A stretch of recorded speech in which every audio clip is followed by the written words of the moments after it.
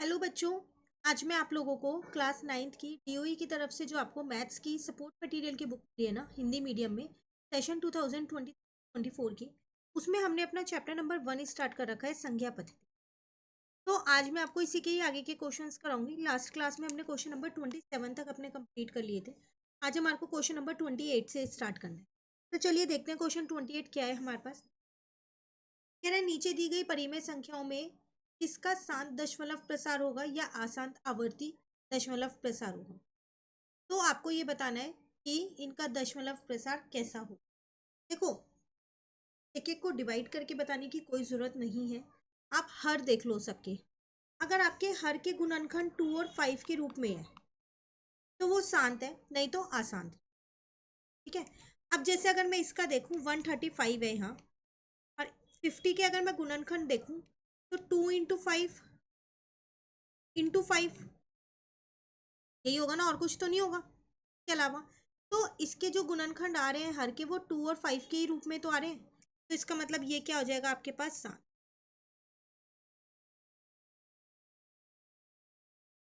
Clear है। तो बस आपको सबके यही चेक करने हैं। अब 4/11 है तो इसका गुणनखंड 11 का तो 11 ही रहेगा, कुछ और तो नहीं हो सकता। तो इसका मतलब ये सीधा सीधा क्या बन जाएगा, आसान। सिर्फ 2 और 5 के रूप में होने चाहिए। ठीक है।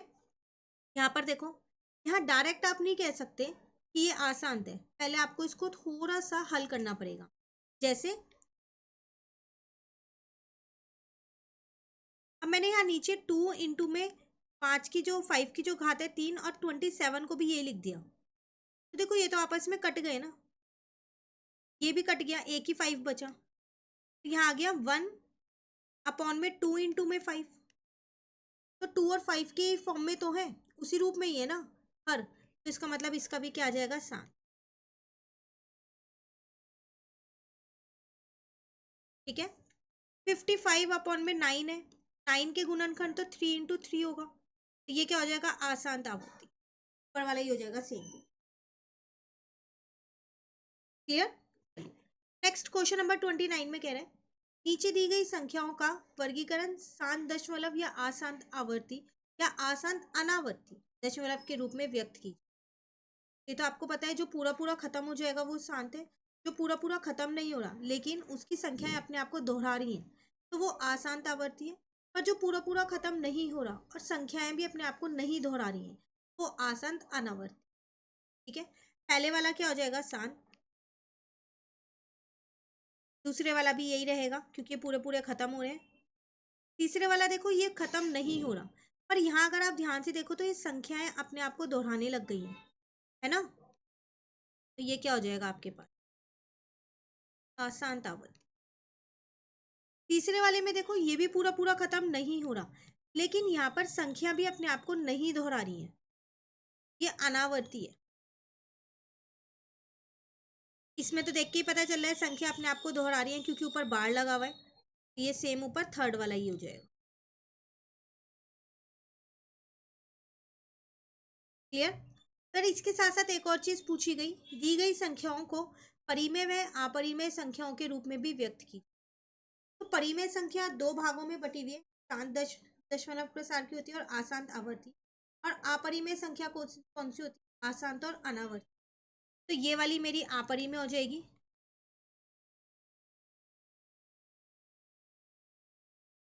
ठीक है, ये मेरी पास परिमेय हो जाएगी, ये भी परिमेय है,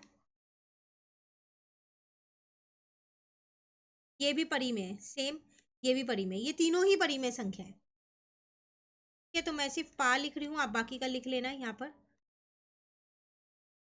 क्लियर है। क्वेश्चन नंबर 30 में कह रहे हैं दी गई संख्याओं को परिमेय या अपरिमेय संख्या के रूप में वर्गीकृत कीजिए। पहले हल करना है उसके बाद ही कर सकते हो। जैसे ये पाई वाला है, इसको आप डायरेक्ट लिख सकते हो या अपरिमेय, क्योंकि आप इसको हल नहीं कर सकते। सेम ऐसे इसको भी हल नहीं कर सकते तो इसको भी आप डायरेक्ट लिख सकते हो कि ये आपके पास परिमेय है। लेकिन बाकी को पहले हल करना पड़ेगा। कैसे, देखो ये आ गया 7√7। अगर आप 343 के गुणनखंड निकालो तो 7 × 7 × 7 आएगा। तो उसको मैं लिख सकती हूँ 7√7। दो 7 का एक 7 बाहर आ गया, कट गया, 1 आ गया। अब 1 क्या होता है? परिमेय संख्या। तो सिर्फ रूट देख के मत पता लगा लेना कि ये अपरिमेय है, पहले आप उसे हल कर लेना, ठीक है। सेम ऐसे ही यहाँ देखो, 5 प्लस 2√23 है, माइनस, मैंने क्या किया है यहाँ पर 25 को 5 लिख दिया।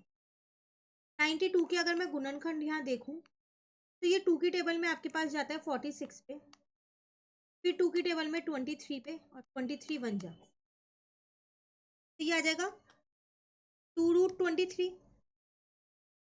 अब यहाँ आ जाएगा 5 प्लस 2√23 माइनस 5 माइनस 2√23।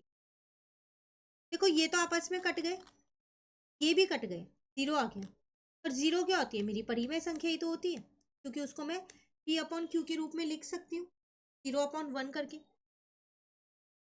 ठीक है ना। नेक्स्ट थर्ड पार्ट में आपसे कह रहा है 360।